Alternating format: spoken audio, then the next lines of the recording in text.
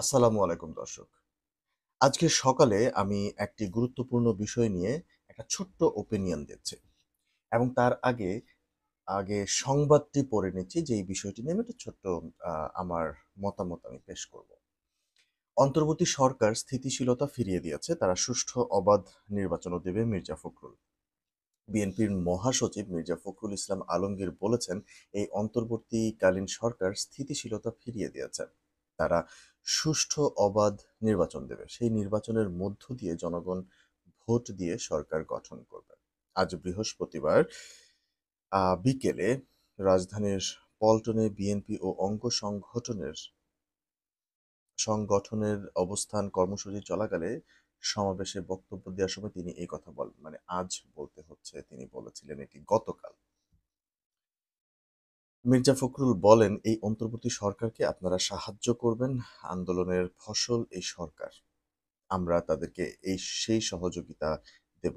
যতক্ষণ পর্যন্ত তারা গণতন্ত্রের পক্ষে থাকবে ও গণতান্ত্রিকভাবে ক্ষমতা হস্তান্তর করবে।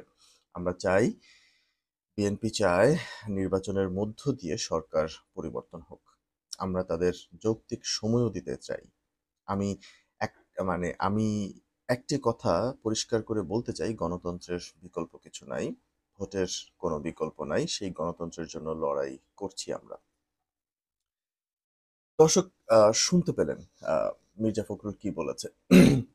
আমি তার সাথে অবশ্যই সহমত। এই বিষয়টি নিয়ে আমি অবশ্যই তার সাথে সহমত পোষণ করছি। তবে এখানে আমার একটা কিন্তু আছে।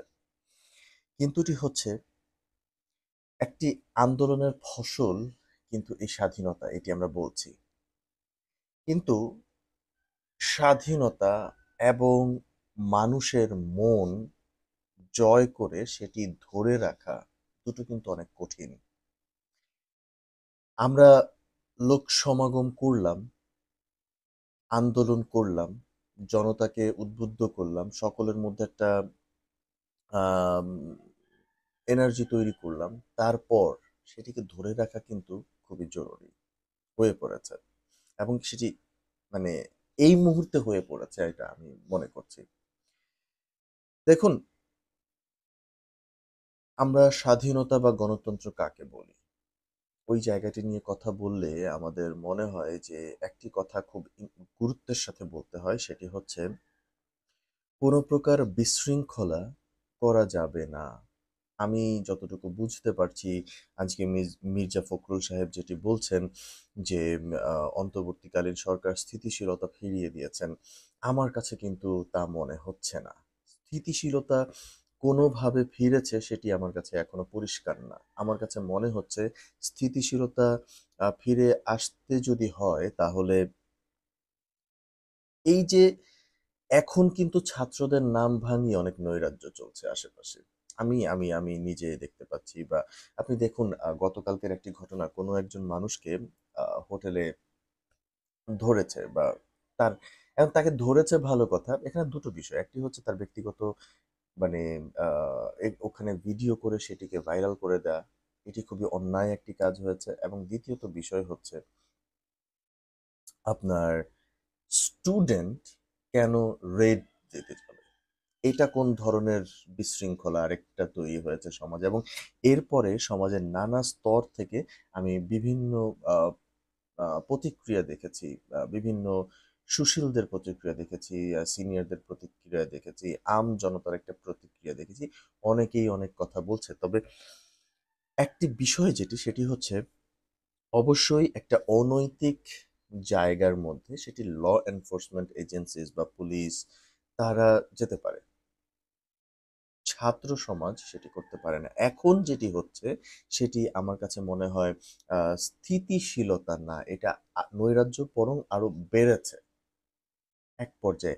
আগে তো তাও মনে করেন যে একটু ব্যক্তিগত জায়গা হয়তোবা মানে ইয়ে ছিল। এখন ব্যক্তিগত জায়গাতেও কিন্তু সেটা হ্যাম্পার করছে। ফর এক্সাম্পল, কারোর ব্যক্তিগত মোবাইল চেক করা, কারোর ব্যক্তিগত ব্যাগ চেক করা, এই জিনিসগুলা কিন্তু আসলে আম হয় না যে আম বৈষম্য বিরোধী যে মানে আদর্শ, সেই আদর্শর কিন্তু এটা ছাড়িয়ে যাচ্ছে।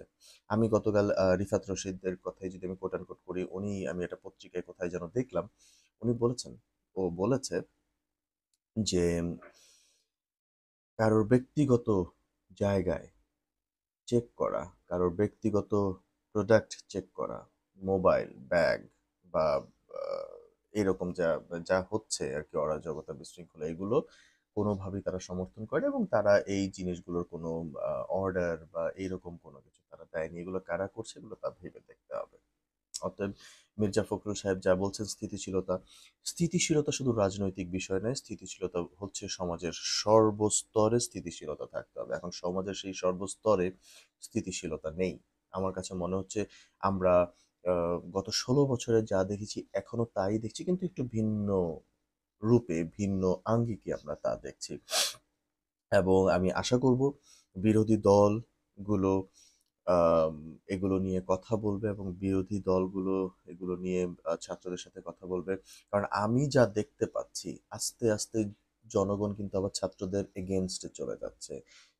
জনতা কিন্তু ছাত্রদের এগেইনস্ট এ চলে যাচ্ছে এবং জনতা যদি আরো একবার বিরোধীদের এগেইনস্ট এ চলে যায় সেটি কিন্তু একটা মারাত্মক সুইং করে যাবে রাজনীতির মাঠে। ধন্যবাদ।